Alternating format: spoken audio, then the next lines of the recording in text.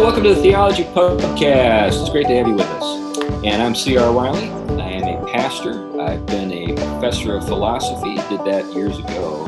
Taught in Boston at a college there. And I've been a real estate investor and a home improvement contractor and writer. So that's a little bit about me. Glenn, how about you? I'm Glenn Sunshine, professor of history at Central Connecticut State University, senior fellow at the Colson Center for Christian Worldview, and I've also written a few things. All right. Tom? Tom Price, systematic theologian, Christian ethicist, teaching both at Gordon Conwell Theological Seminary and other places, and am about to be getting something written that I've had going for a long time. That's great. Yeah, in fact, that's a good segue to talk about the big gift we got. We got a pledge of a significant amount of money to help underwrite certain things we want to do. And one of those things was underwriting a book that Tom's been working on. And so that's going to be a big help to getting that actually in a book form and out and available for folks in Pugcast land to read. And then the book Man of the House that I wrote is going to be turned into an audiobook that's going to be funded by that gift. But the big thing that we're excited about is the Pugcast Roadshow. The Theology Pugcast is going on the road. We don't know exactly when that's going to happen because, after all, the entire world is on, sort of on hold until this coronavirus thing is behind us. So maybe in about a decade, we'll get this done. And we'll be out on the road. And what's really going to be fun is we want to finish it up. We want to end the road show in Oxford and have a live audience at the Eagle and Child, the Bird and Baby, as the Inklings called it. And the host of the evening for that evening will be none other than our own Tom Price.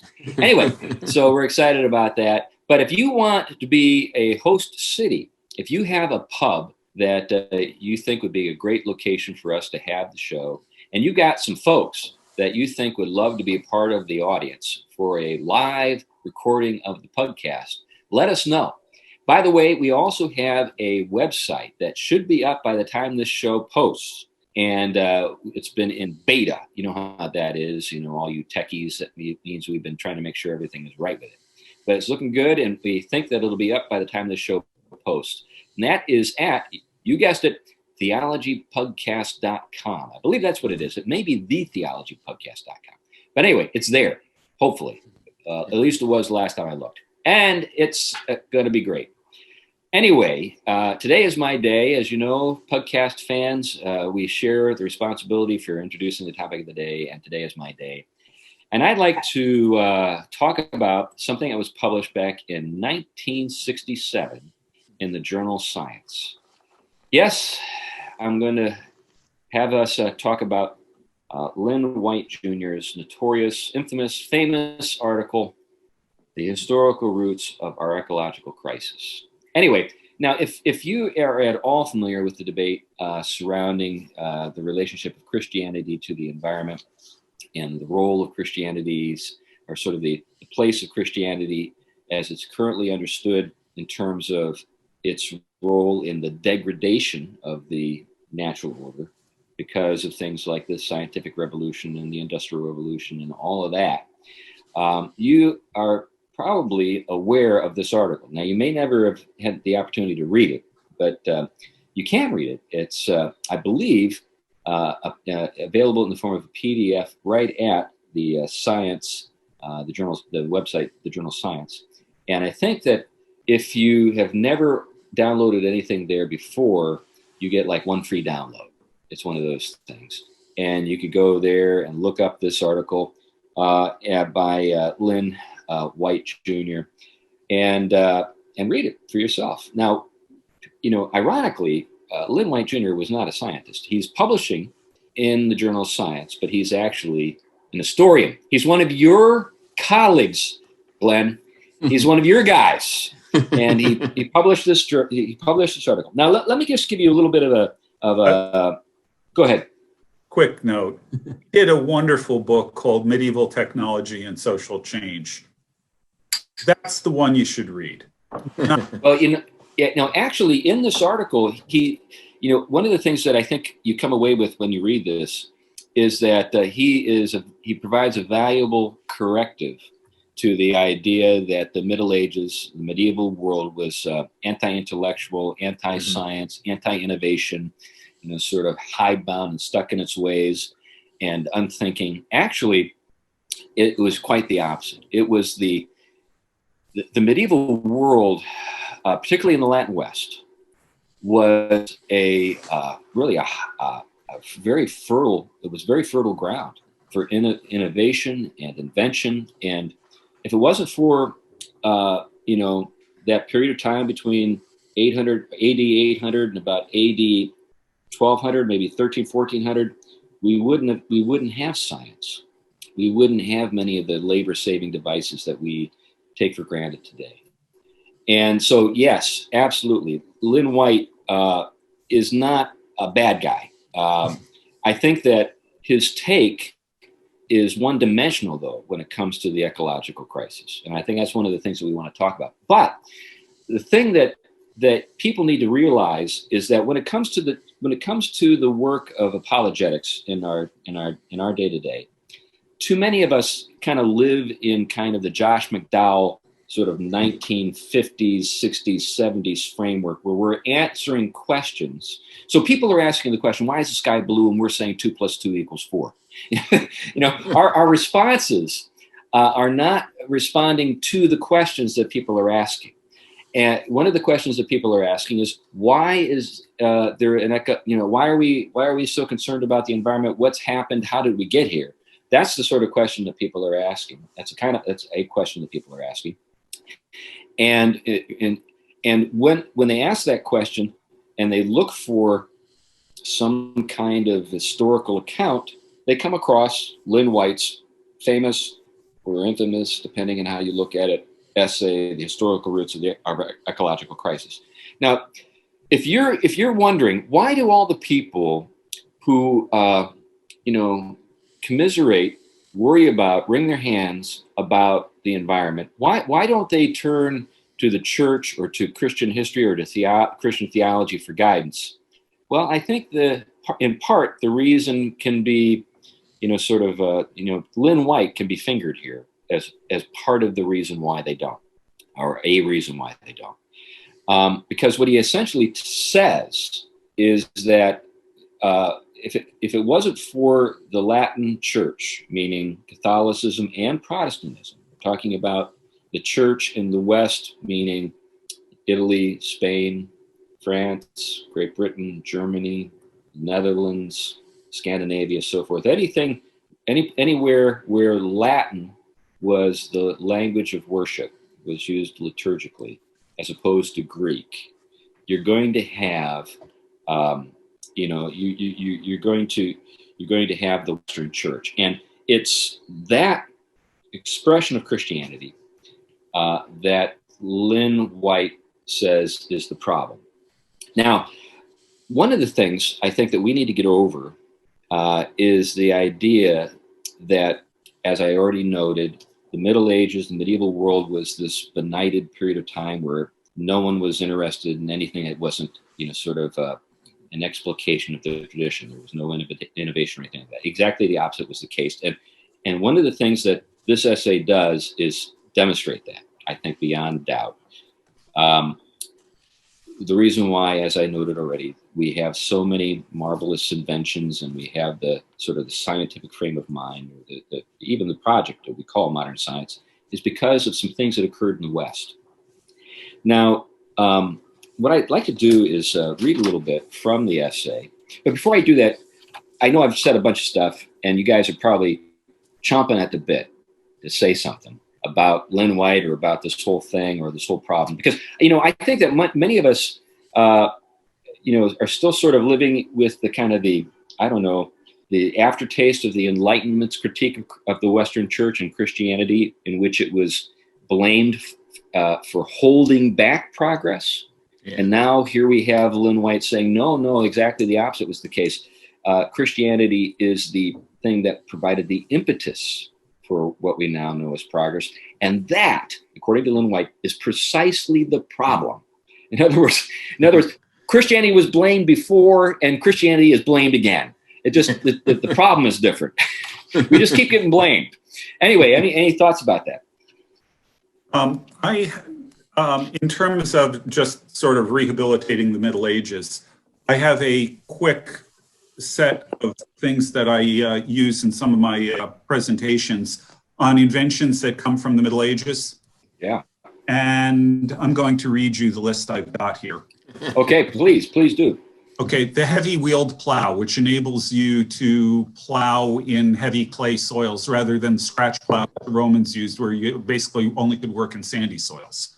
The horseshoe, the horse collar, the scythe rather than the sickle, the blast furnace, the suction pump, the grinding wheel, wheelbarrows, horizontal looms, ships like the cog and the carrack, the compass, which really came in from China, the hourglass, the mechanical clock, eyeglasses. By the 1300s, they had eyeglasses. Mm-hmm. Soap, the wine press. Mm-hmm. This is just a handful of them. Yeah, we can talk about all kinds of advances in metallurgy. We can talk about plate armor. We can talk about on and on and on here. And the thing that's interesting about that list is an Indian philosopher named Vishal Mangalwadi commented that the difference between Western technologies, meaning the Latin West that we've been talking about, and technologies in other parts of the world is that, for example, the Chinese had technologies way, way advanced of the Europeans, so they were still banging rocks together. But the difference is that in the West, the technologies developed in such a way to make the work of the common worker more productive, more fruitful. And the reason for that is a biblical worldview that says that work is something that is intrinsically worthwhile. God is a worker, therefore work is good. Genesis 2:1 says God ceased from all of his labors. Well, if God's a laborer, you can't argue that work is evil. But drudgery is bad. So what you need to do is to find ways to eliminate drudgery. That leads to a virtual industrial revolution in the Middle Ages, built around making work more productive for the average worker. White gets into this, as you know, in the article. Let me just read a passage that addresses this. And this is one of those places where the air of sort of condescension and you get a sense of sort of the kind of the legacy of the aristocracy as it sort of still kind of permeates academe in these statements. So let me read this. This is on page 1204 on the left-hand side near the bottom. So, Glenn and Tom, I know you've got the same copy of the article. So that just is to help you find it. As a beginning, we should try to clarify our thinking, I'm reading now, by looking in some historical depth at the presupposition that science, that underlie modern technology and science. Science was traditionally aristocratic, speculative, intellectual in intent. Technology was lower class, empirical, action-oriented. The quite sudden fusion of these two towards the middle of the 19th century is surely related to the slightly prior and contemporary democratic revolutions in which, by reducing social barriers, tended to assert a functional unity of brain and hand. Our ecological crisis is the product of an emerging, entirely novel democratic culture. Now, we know that there's a biblical worldview underlying that development, but he's approaching that from another angle. And he sees it as a problem. In other words, he I can't help but sort of smell the air of a kind of wistful longing in that paragraph for the good old days when aristocrats would sit around and talk about what they were doing in their spare time, and with chemicals in their basements. What I'm saying is that's what he's describing here. The good old days when infant mortality was over 50%. That's right. But at least the peasants knew their place. Those days, the peasants knew their place. Now they're uppity and they expect lunch off. Can you believe it? They expect to be able to take a little time for lunch. But anyway, so that gets to that. Is there anything you want to say about any of this, Tom? Yeah, I mean, one of the things that's important to keep in mind, and you see this all the time, these large scale generalizations, and I know all academic work does that to some degree. I mean, you're trying to manage oftentimes a huge amount of material and bring it down to some kind of meaningful way of relating key points to people. But one of the things that's going on here is kind of what he means by Christianity and what he locates it. I know theologians spend a lot of time, and most of the time they even come away saying, you know, like Stanley Hauerwas scratching his head saying, I still don't fully know what this is all about. So it's funny how these people all of a sudden can locate what they exactly mean by Christianity. That's not to say there aren't marks of being Christian, but White is not on to them. But one of the things that is, I think, difficult for a lot of people when trying to interpret the first birth pangs of modernity and the Enlightenment is because it does burst out of their innovations that are happening within Christianity. And so Christianity still is the climate of opinion, if you will, or the, you know, it's the environment in which these innovations are taking shape. But they are innovations away from classical Christianity. There are innovations in understanding God, the shifts that are happening. There are innovations, therefore, in relationship to how we understand creation, kind, universals, and individuals, the human being. Innovations in all these things, the innovations of the human self in relationship to the world. I mean, this is what we get specifically with Descartes later down the road. And so you have this, even though it's cloaked still in a lot of the leftovers, if you will, the vestiges of Christianity. Nevertheless, they're innovations that are working with some Christian assumptions, but they're bringing in innovation. So, for example, when you have the notion of the human being to have a significance as a sort of have dominance over creation, this means something very different as the Enlightenment takes off, the early Enlightenment, where it does start to become the human being through its reason is able to bring mastery onto the world and even exploit it for its own interest. And that's really the heart of it. What White is directing his ire toward is the doctrine of dominion.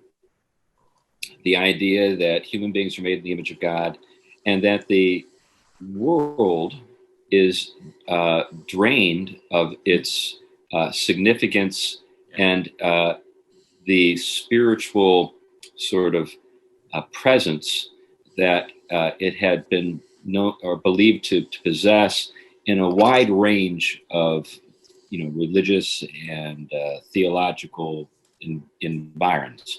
So what he's doing is he's saying, okay, it's not religion that's the problem. It's not even Christianity per se, because he does give you know, the Greek church a pass. In fact, let me read something here that I think is worth thinking about. He says, one thing is so certain that it seems stupid to verbalize it. Both modern technology and modern science are distinctly Occidental, in other words, Western.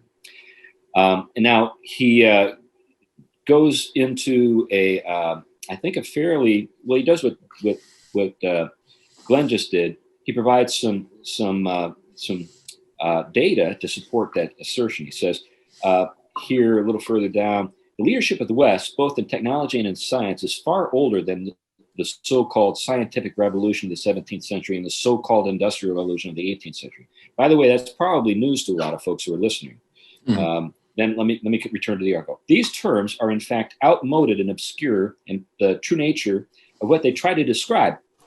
Significant stages in two long and separate developments. By AD 1000, at the latest, and perhaps feebly as much as 200 years earlier, in other words, AD 800, the West began to apply water power to industrial processes other than milling grain.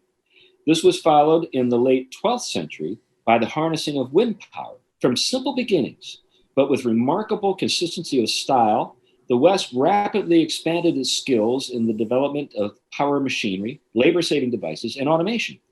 Those who doubt should contemplate that most monumental achievements in the history of automation, the water-driven mechanical clock, which appeared in two forms in the early 14th century, not in craftsmanship, but in basic technological capacity, the Latin West of the later Middle Ages far outstripped its elaborate, sophisticated, and aesthetically magnificent sister cultures, Byzantium and Islam. By 1444, the Greek ecclesiastic Bessarion, gone to Italy, wrote a letter to a prince in Greece. He is amazed by the superiority of Western ships, arms, textiles, glass, but above all, he is astonished by the spectacle of water wheels, sawing timbers, and pumping the bellows of blast furnaces. So in other words, we were way ahead of even the Chinese by this time. We were doing things in the West, the Latin West, that would later put us in a position to essentially conquer the world. It was because of these very practical and democratically sort of enjoyed advances in technology that, as you noted, Glenn, relieved a lot of pain and suffering and toil with regard to, people who are workers, people who were tradesmen and so forth. It was because of these developments that the West became the leading culture in the world. And he says, and I think he's right, that there's something about Western Christianity that is at work in this whole process.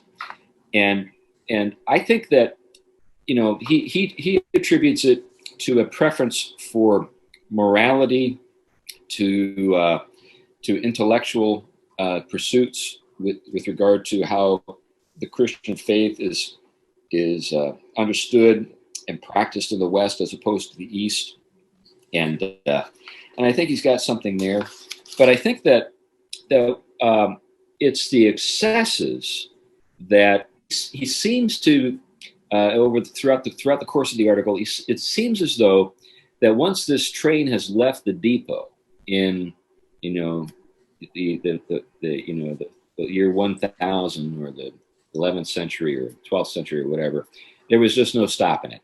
And consequently, Christianity, Western Christianity, is to blame for Chernobyl and Monsanto's poisoning of Indians in India and stuff like that. Yeah, the counter argument, which I would really have liked to have suggested White do, would be to actually read what some people are saying about the environment during this period. Mm-hmm. It turns out we have statements. Mm-hmm. Let me read one from the notorious arch heretic and founder of capitalism, John Calvin.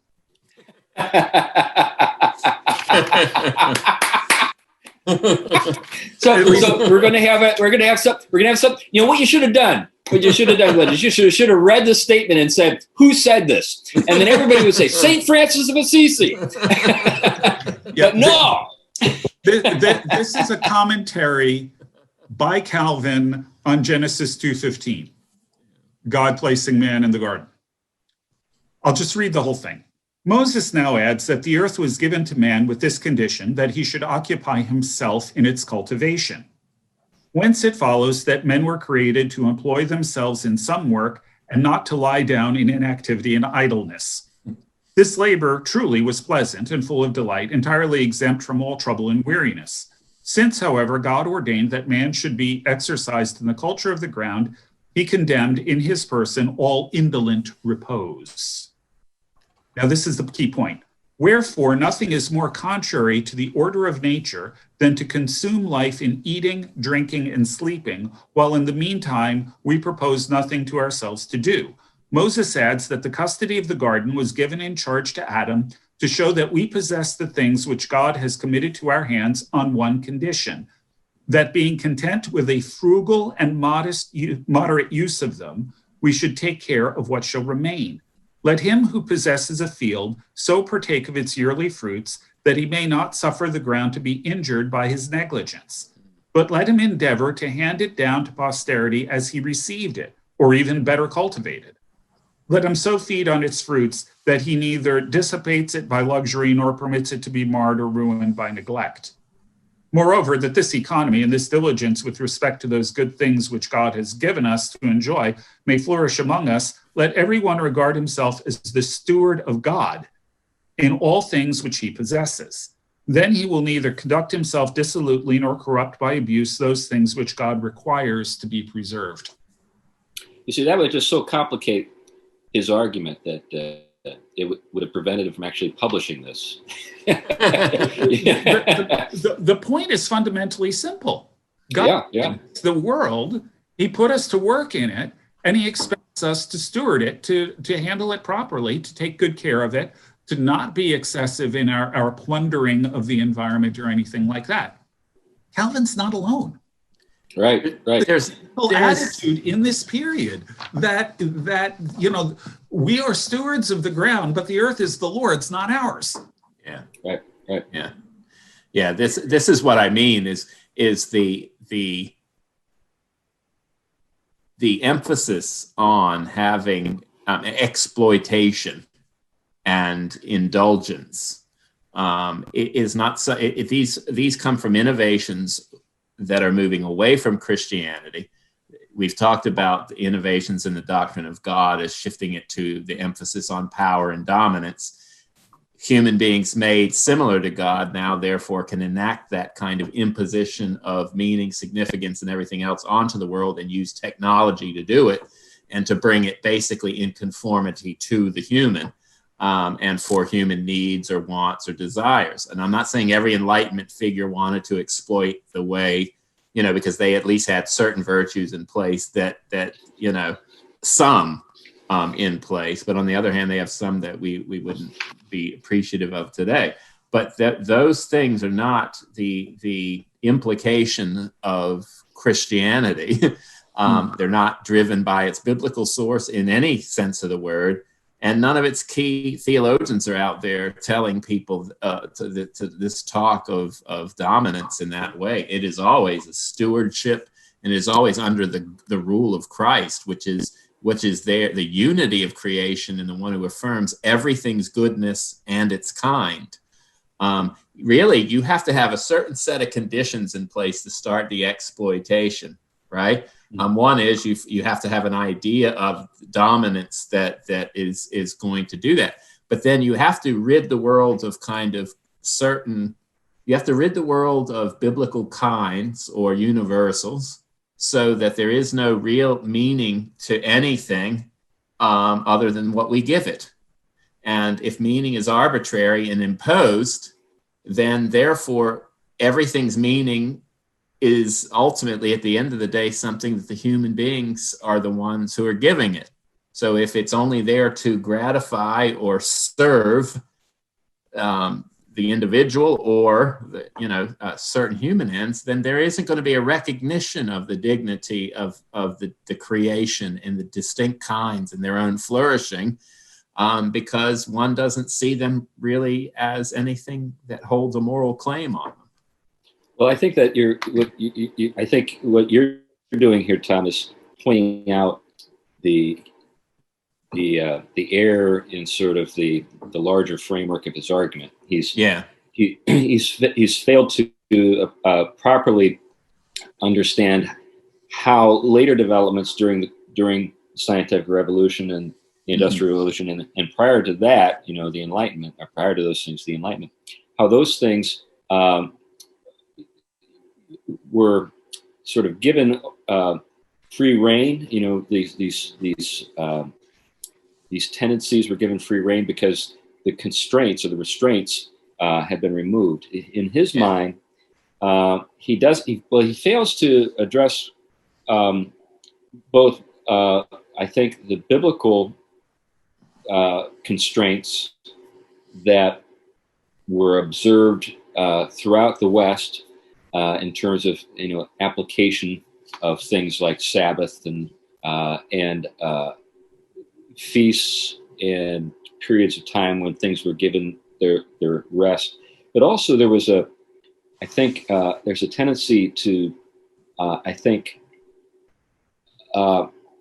romanticize kind of the pre-Christian past. Yeah. There's a tendency in his treatment to say, well, in fact, let me read something here from him that makes my point. He says, at the level of the common people, this worked out in an interesting way. In antiquity, every tree, every spring, every stream, every hill had its own genius loci, its guardian spirit. These spirits were accessible to men, but were very unlike men. Centaurs, fauns, mermaids show their ambivalence. Before one cut a tree or mined a mountain or dammed a brook, it was important to placate the spirit in charge of that particular situation and to keep it placated. By destroying pagan animism, Christianity made it possible to exploit nature in a mood of indifference to the feelings of natural objects. So first of all, he's obviously, in the terms, this phrase, the feelings of natural objects, he's anthropomorphized something. In other words, there's a kind of pantheistic sort of frame of mind that he apparently possesses that kind of bubbles to the surface in statements like that. But what he fails to give, I think, adequate attention to is the climate of fear that people lived in the past when they were afraid of trees and mountains and mounds and so forth. It wasn't just that the world was filled with benevolent spirits that only got mad at you when you did something you shouldn't do. You lived. Remember that scene in Lord of the Rings, in the House of Tom Bombadil, when they come through the perilous land, they're surrounded by hostile natural spirits. Old Man Willow, the other trees of the forest. And when they get into Bombadil's house, what are they told? Don't fear the nightly noises, the tree shadows. Don't fear any of those things. Our ancestors lived with fear, and they also lived subject to powers that they really had a right to exercise authority over. So what he's romanticizing here is disease and fear, and toil and suffering and early death. It's interesting. Again, back in the days when Dave Bentley Hart wrote good stuff. He actually had chapter 11 of his book Atheist Delusions has it basically pulls the rug from under this attempt to kind of revive antiquity as if it was some kind of noble, context. And if you bear with me, I'll read a little bit of a paragraph, but it plays right into this. He said the actual story can actually be told differently than White's, in a sense. It is impossible to paint a psychological portrait of a people, a culture, an epic, an immense cross-section of people, but let us try. But he goes through this whole list. He says that over the years, in fact, historians and classicists have especially talked about the tragic nature and the morbidity of that culture prior to Christianity. The fact that misery and despair in which death was contemplated, the fear of the occult forces in nature, the religious reliance upon sacrifices of appeasement and in penetration, of violence, of many sacred practices were pretty much universal in that whole world. And he talks about the self-torturing that people went through, the unrelenting pain and hopelessness. And he ends up basically calling it a world of glorious sadness. So in different to Glenn's talk of Christians who have a militant joy, that world was one filled with glorious sadness. Well, what I think we need is, in response to something like this, the sense I have is that many young evangelicals, let's give them credit, maybe they've got good intentions. They wring their hands all the time. They hear someone like White and his critique, and they fail to truly assess sort of analyze the arguments. They more or less give too much credit to the critic, and they fail to give enough credit to our ancestors. What we need is people who can push back and say, you know what, I'm going to speak up for the dead now. You're not doing them justice. You are lying about what our ancestors were actually facing and what they accomplished. And we have a lot to be grateful for when it comes to, what was accomplished and how. Well, as I was thinking about this guy, White wrote this in 1967. He was a historian, working at UCLA. Probably wrote this in air-conditioned splendor, as he's sitting in his office, enjoying the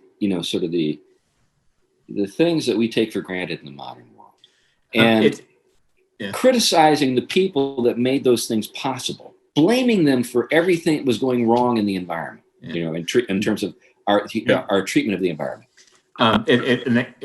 Glenn, you go ahead. Well, the other thing I just want to note is, once again, it's simply bad history. Yeah. Not only does he not bother to read what people said about the ecology, he over-romanticizes the virtuous pagan.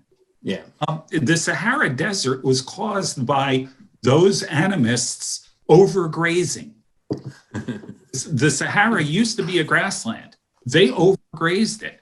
That's what caused the start of that desert.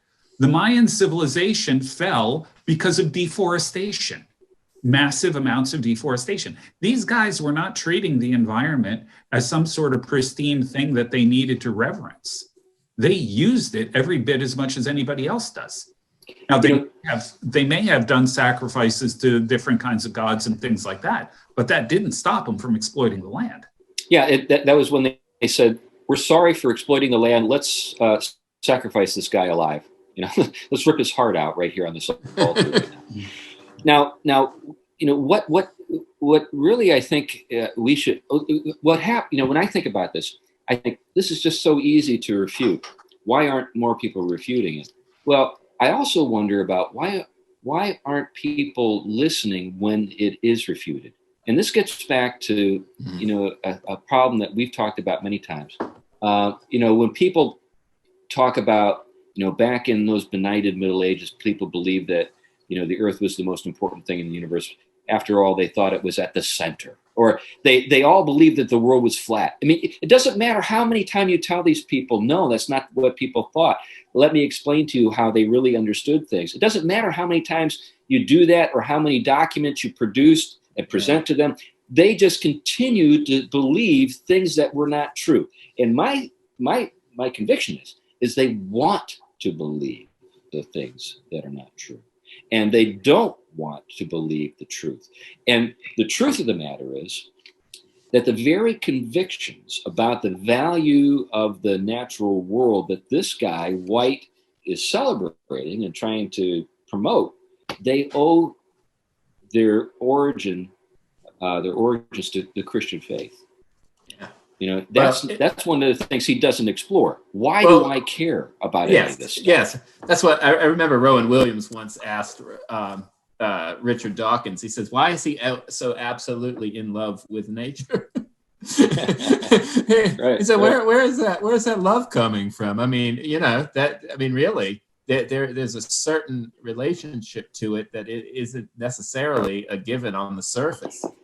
Exploiting it in terms of our fallenness makes a lot more sense.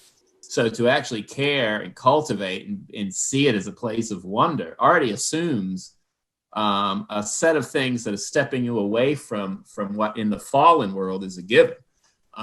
You're already pointing to something that requires an explanation, and that's similar.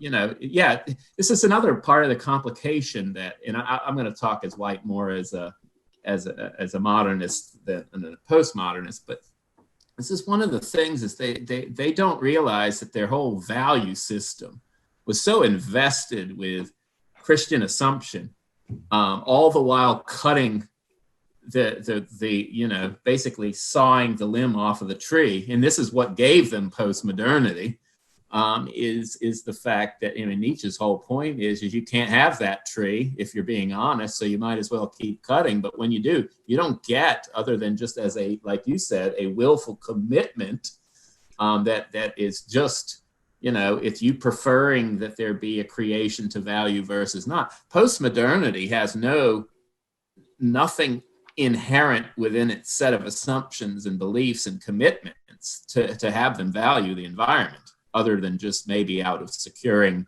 their existence or something existential. It is not something that can be drawn out of its sets of assumptions, if it has any coherent set of assumptions. Any of the moral causes. One of the things you see shift with, early postmoderns, for which the new radical postmoderns that are social justice warriors and environmental, religiously environmentalists, they saw that the early postmoderns, because they became basically indifferent. So they said they were a bunch, they could be, Derrida could be, because he's white, privileged, and he could be indifferent about, everybody has their own narratives and it doesn't mean anything.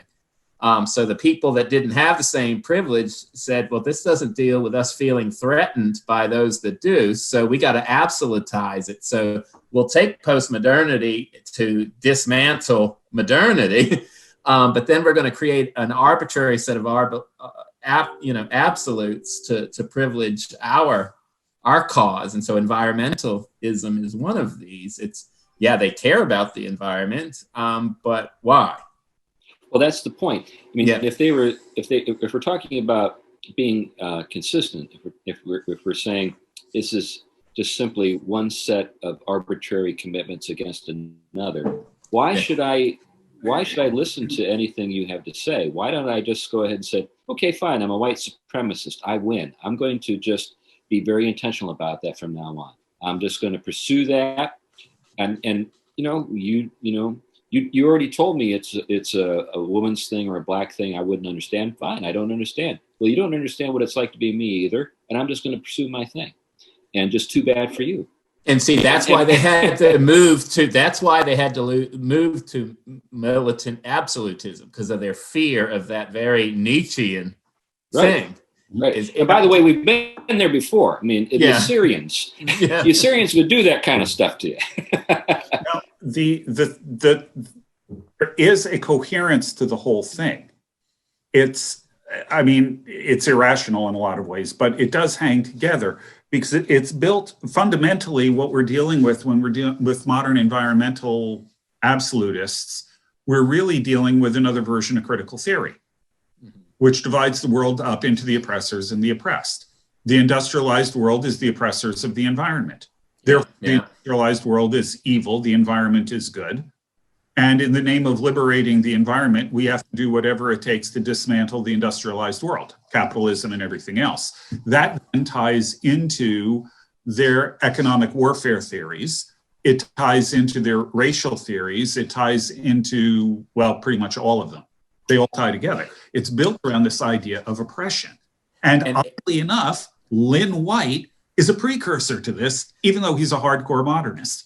And one of the things I think is worth, I tried to tell this with the group I'm working with now in the class with the Fight, Laugh, Feast Network, is what you have going on is really a war between the kind of modernists and the radical postmodernists, two sets of absolutists. And the problem is Christianity gets sucked into polarizing itself within these sets of alternatives, when Christianity actually is a tertium quid in this situation. It actually has something very different. It does affirm the things that both sides in many ways would hold dear. The reason it's a third thing, that tertium quid, is because it was the first thing. Yeah, in other words, these things are heretical, and they're derivative. They've spun out of the Christian faith. That's right. They have enough of the Christian faith to still have some moral force, but not enough of the Christian faith to be workable. So that's right. the thing. Let's see you guys make it work. Let's see you actually make the stupid idea that you got work. One of the things, having some background in this kind of, thing with regard to my time in urban ministry and working, with a lot of the folks that would, really bought into this stuff on the ground, is they really don't know how to get anything done. Yeah. I mean that literally. I mean, they just don't know how to get things done. Now they know how to tear organize things down. communities. That's right. Yeah. That's right. Yes and no. They know how to organize a bunch of people to cry out for government, largesse, or resources or whatever. But they don't actually know how to do anything that would be useful if there were no government to appeal to. If you get what I'm getting at, So what you need now. This actually brings me back to something I want to get. Sort of develop or work with a little bit from Lynn's article, because this is wheat and chaff stuff. There are things in Lynn's article that are wheat. There are other things that are chaff, and you just need to kind of sort it all out. But one of the things he does is he makes I think, a valuable distinction between the East and the West. When I mean by the East and the West, I'm talking about the church, the Western church and the Eastern church. Now, I would say, I believe, that's a better way to put it, that this has always been the case. There's always been a kind of a preference for the workable in the West, and there's always been a preference for the ideal in the East. If you get my drift, you look at the architecture East and West. If you think about Greece, you think about Athens and Rome. You can be, I think, fooled by the similarities. It was the Romans that gave us the roads. It was the Romans that gave us the aqueducts. It was the Romans who conquered the world, not because they were, they were physically a master race, but because they had a particular, a peculiar preference or distinguishing preference for what can be actually accomplished, what can be done. To this day, we still are astounded by their architectural achievements. Roman concrete, the Parthenon, the Pantheon. It's Pantheon, right, in Rome, right? Yeah. Parthenon in Greece. And but when you look at that dome, it's just astounding. But there are things about the Romans that I think that we still have with us to this day in the West. But let me just read this passage. This is from page 1205, very end of the third column, where he says, and then it goes on to the next page. When one speaks in such sweeping terms, a note of caution is in order. We've been telling him that for a while. Then he goes on to say, Christianity is complex faith. Absolutely right. And its consequences differ in differing contexts. What I have said may well apply to the medieval West, where in fact technology made spectacular advances. So you would think that there would be praise, but of course, what we're talking about when we're thinking about what White is trying to say is that's actually damning. Technological success advances are things to be regretted because, or to be mourned over or repented of because of their ecologically their consequences, the prices that the environment pays for them, or whatever. Let me get back to these. But in the Greek East, a highly civilized realm of equal Christian devotion seems to have produced no marked technological innovation after the 7th century, when Greek fire was invented. The key to the contrast may perhaps be found in the difference in the tonality of piety and thought which students of comparative theology find between the Greek and the Latin churches. The Greeks believed that sin was intellectual blindness, and that salvation was found in illumination, orthodoxy, that is, clear thinking. The Latins, on the other hand, felt that sin was moral evil, and that salvation was to be found in right conduct. Eastern theology was intellectualist. Western theology has been voluntarist. The Greek saint contemplates, the Western saint acts. The implications for Christianity for the conquest of nature would emerge more easily in the Western atmosphere. Now, there are certain errors in his assessment. Yeah. I know that, it's anybody who's got, some background in theology can see where he's erred. But I think that there's still something to what he's saying.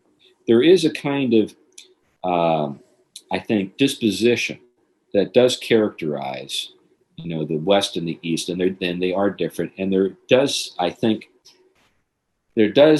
happen to be a kind of a disposition in the West that favors, the outworking and practical application of Christian doctrine in just the course of everyday life to be enjoyed by everyday people. Yeah, I mean, I think, like I said, I think he draws that too, like you said, a little too narrowly. I mean, I wouldn't say that the East is contemplative and the West isn't. The difference is the kind of contemplative emphasis. I mean, this is why I think Aquinas is so significant in shaping, is because he was the one who balanced actual contemplation and the enactment of he could take the Aristotelian dimension with the Platonic and fuse that. It was the breaking of that in many ways that gave us the extremes in the West. But yes, there was both were very much emphasized, is that let's put it another way, to contemplate is not something that is passive for Aquinas. It's something that is it's the actualization of your freedom as a creaturely being. And so contemplation and creaturely enactment are two sides of the same thing. And so yes, the bodying forth one's life and acting are very central to being contemplated. When that gets divided, yes, the imposition of will and act become emphasized, and it's kind of a perversion of a Christian unity that leads to the abuses that become utilitarianism. Where you're basically, the ends justify the mean. If you can make this work for my betterment and my future, good, therefore, I mean, this is what Roger Scruton was on to when he was talking about art and beauty, right? And the differences of buildings. And, there is a functional side to things, but if the functional side is the only thing, it becomes the nasty warehouse at the end of the street.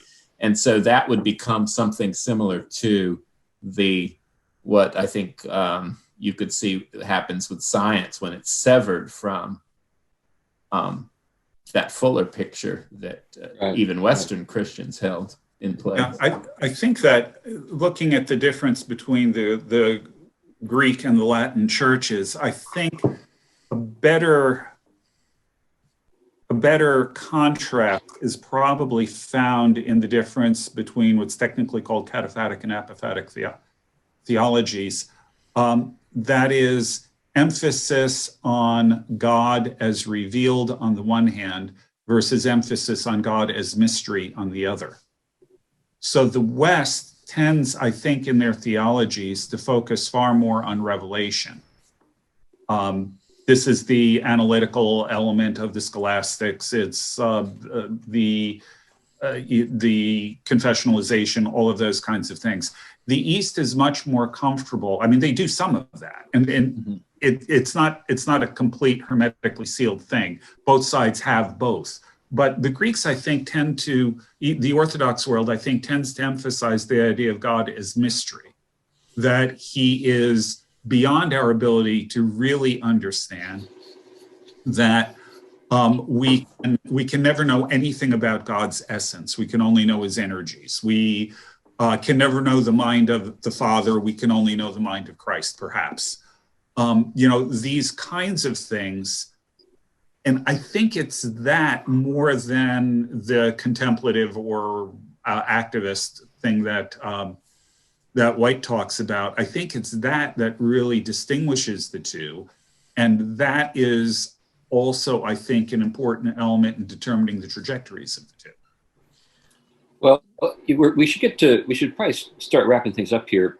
And the way I'd like to proceed from this point on is, I'd like to think about, okay, what do we propose going forward? Let's say, okay, so we all know, because we're told every day in the media that there's a big problem when it comes to the environment. Whether we're talking about climate change, we're talking about, species, and extinction and those things. And, how do we respond to that?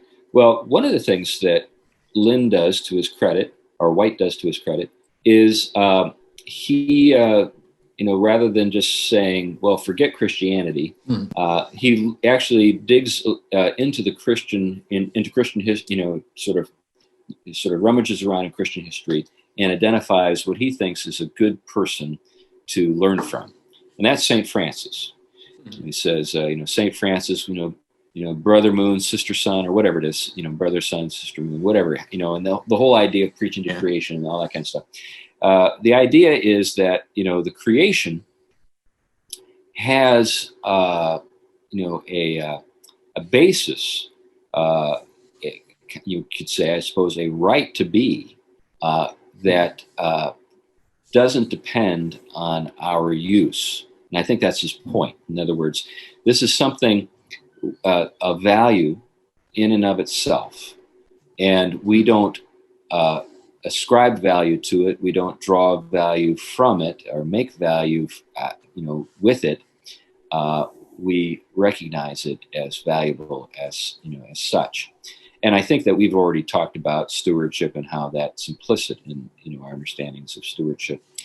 And I think that, that's fair, but I wonder if you guys have any thoughts on how the church ought to proceed, and how, remember, Tom, we first met, the very first time we met, and you were actually delivering a talk on this very thing. Yeah. So why don't you start, Tom? What do you think we as Christians should do let's just take the science, sort of the ecologist at their word and say, okay, they've adequately described the situation. We genuinely have a crisis. So we're giving them some credit, and we're taking them at their word. So how do we respond? A couple of steps. But before I do, I have to say one quick thing. It's ironic that he picks St. Francis, because it is actually the Franciscan line that gives us the voluntarist line. That's right. Leads to the science is dominating nature, which is an irony of history. But anyway, I appreciate what St. Francis himself was up to in some sense of the word. But Christianity, again, doesn't need to go to the two extremes of romanticizing or making a creation such that the human needs to be sacrificed to it. I think that's what's happening with some of the trends. And on the other hand, Christianity shouldn't be found as guilty of things, even if it was people in the climate of Christianity as it was undergoing innovations that were a part of all that. Francis Bacon would be a figure like that as well, had a lot of Christian assumptions going on, but was very much reading them within innovations that were not centrally Christian. And there's a lot of history. So what do we do now? Well, first and foremost is we draw from our sources, our riches. Creation is gift. And that means the whole plenitude of every single living thing. Even that little worm whose whole existence is to climb up a hill and get eaten by a bird is something that refracts the Creator's gift, glory, and love. It's not meaningless in any sense of the word. And it's hard to just kind of create a generalization of how you're to act a thing. But one thing is we do have a huge responsibility, I think, to cultivate and conserve. That doesn't mean we have to get caught up in the political environment that seeks just merely wealth redistribution and reshifts of power. Actually, I think that's getting in the way of actually doing things. I think, for example, Chris, you have a yard. You cultivate your yard. Everything in it, because you care about what you have, is breathing and living and flourishing because of it. Merely taking your yard away from you is not going to make you love that yard better, you know. And so, I mean, I think we have to think of very constructive ways that address the issue without having to go and fall into the extremes of, like Glenn was talking about a little while ago, of creating the mere oppression class. We are all on the planet as a good gift, I think, and I think from that we do have a place to actually converse about ways of bringing about the best forms of cultivation of that, conserving of it, and yet recognizing that it's not so sacred that we need to that we have to sacrifice ourselves to it, and not benefit from it in any way. I'll leave it at that. There's a lot more to be said. Actually, I think there's a book to be said at some point on that. Yeah. All right. Well, we'll leave it to you, Tom. Yeah. All right, Glenn, any thoughts? What should where should we go with this? Well, I want to start actually at the very beginning, Genesis. What you see happening over just big trajectory. God creates the heavens and the earth, and it is formless and empty. So what does God do? Day 1, 2, and 3, he forms the world. Day 4, 5, 6, he fills the world. Then he creates humanity and gives them dominion over the earth as his image bearers. The two of them go together. That's essentially a stewardship mandate. And then he tells them to reproduce and multiply, fill the earth and subdue it. In other words, fill it and form it. So God starts off this process and then hands it over to us to complete it. That gives us a sense of what it is we are to be doing in the world. We are actually, in developing the world, we are carrying out God's mandate to us, and we're working with his stuff. So what that means is we are to develop the resources in the world. It's remarkable when you take a look at what it says about Eden. It talks about the trees and how beautiful they are and good for food and all that, but it also tells you about all the mineral resources and things like that that are present. And God says, tend it and protect it. Both are important. We need to tend the earth. We need to develop its resources. We need to bring out its fullest potential, but we also need to be protecting it because it's not ours, it's God's. And so that's the point that we need to keep in mind. That's the fundamental ethic, it seems to me, on environmentalism coming out of Genesis. And I think it's exactly right, because it allows you to say, you know what? We're not going to do something that's going to cause 100 million people to starve, except for the COVID lockdowns where it's 130 million. We're not going to do the environmental to such a degree that it causes harm. But by the same token, we're not going to be crazy about it. We're not going to just exploit things willy-nilly. Similarly, we are not going to protect the forests by not allowing timber to be cut, not allowing anything to be harvested, and putting out all fires that show up. Because when you do that, you create super fires. There's the same policy that balances the two. And it's really based on the ethic out of Genesis. Right. Yeah, the reason I went to this article, White's article, is actually because of my work in Bombadil, believe it or not. So I'm working on Bombadil, and I'm thinking about dominion versus domination, and I'm thinking about Tom's relationship to the old forest. I'm thinking about all these different things, and I'm comparing and contrasting him to the Ents and the Ent wives and all of the things that are going on in Fangorn, and it was because of that I said, I need to revisit this article by White and just to kind of refresh my memory and address this basic question. What does dominion look like?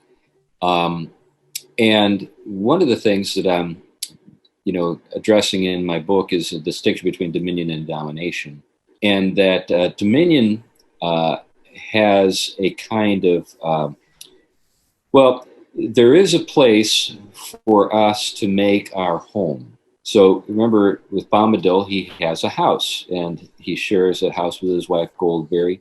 And we're told that when the hobbits arrive at his house, even the forest is trimmed like a hedge, and there's a lawn that's carefully manicured that swells before them right up to the door of the house. So in other words, there's this manicured, cultivated space that Bombadil and Goldberry live in. And then right beyond that, there is the wild. I mean, and it's as wild as you can imagine wilderness being. And so as I was thinking about this kind of curious sort of exercise of dominion, because we're told that everything that Tom is the master and that this is his country. What I got to thinking about is this whole matter of really the distinction between management and rule. Yeah. So a ruler more or less leaves you alone until you break a rule.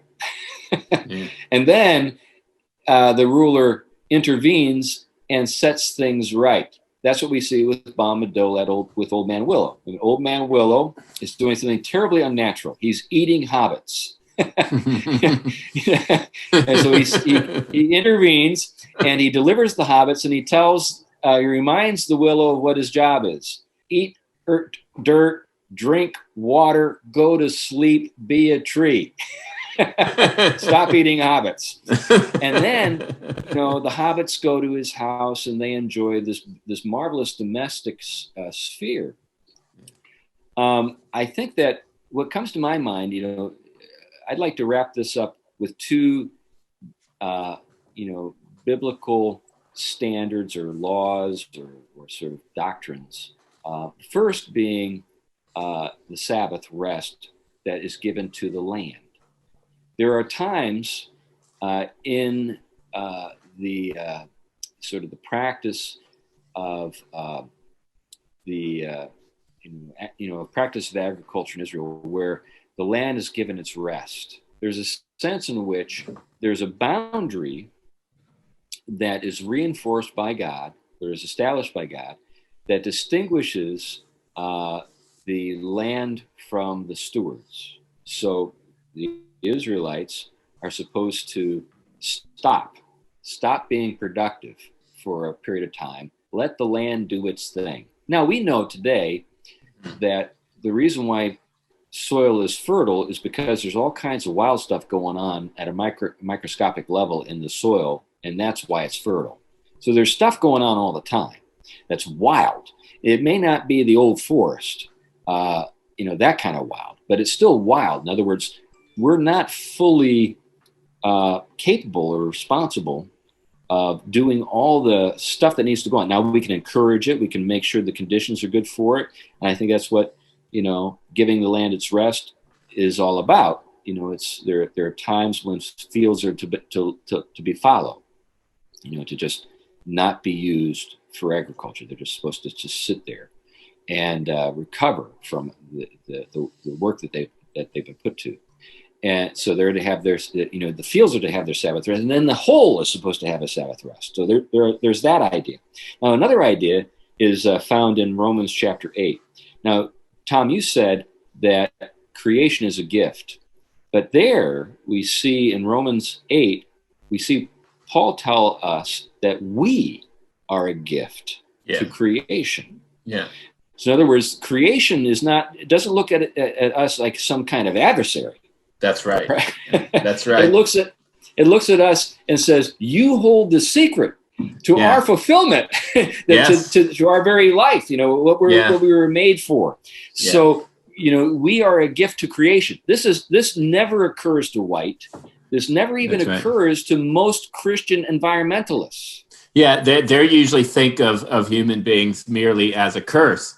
And that's right. And we're again, a blight, we're a virus. That's right. Yeah. We have been given to the world by God, to the creation, to the physical creation by God as a gift, and the creation groans, because it's longing to see the sons of God revealed. Because when that occurs, something's going to happen that it's longing for. And it's interesting that in contra White, it's the Christian that's the gift, the Christian humanity. Yes. And it's the sons of God. I mean, that's the language. The groaning of creation. They're waiting for the sons of God Yeah. So what my conviction is that we need to stop rolling over, and we need to no longer take the supine position, and we need to stand up and say to the world, you guys who got it completely wrong. Yeah. You're not only misrepresenting our ancestors, you have no clue what the Christian faith is all about, and you have no clue where the world is going. And we're here to tell you, we speak with apostolic authority, this is what's going on. And so we need to push back against the world and stop letting the world dictate to us the terms of what it means to be relevant. We know what's relevant, and we tell the world this is what's relevant. Anyway, I'm on my soapbox now. Well, we should probably wrap this up. Any last thoughts? I've sort of, done my spiel. No, we're all good. I got one last one. Sure.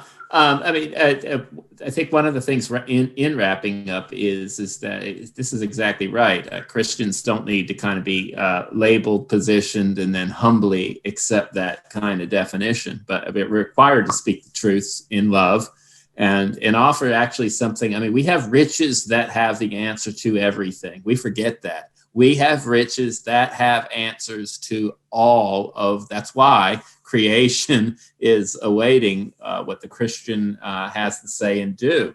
I remember the old Christian folk songwriter, Mark Hurd, if you remember, wrote a song, Orphans of God. And I think he wisely said, they've disputed our lineage and they poisoned our roots. And it's actually time to recognize that, A, we're not orphans.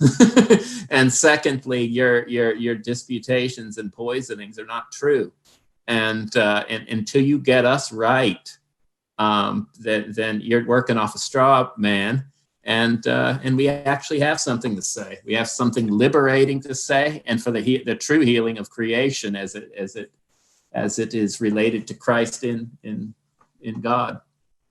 Yeah, we need, people love to say, what would Jesus do? And then they don't do anything that Jesus did. One of the things that Jesus did is when he faced a hostile interlocutor who asked loaded questions and begged questions with their questions, he would not answer their questions directly. He would reframe the matter and say, you know what, you don't even know what the question is.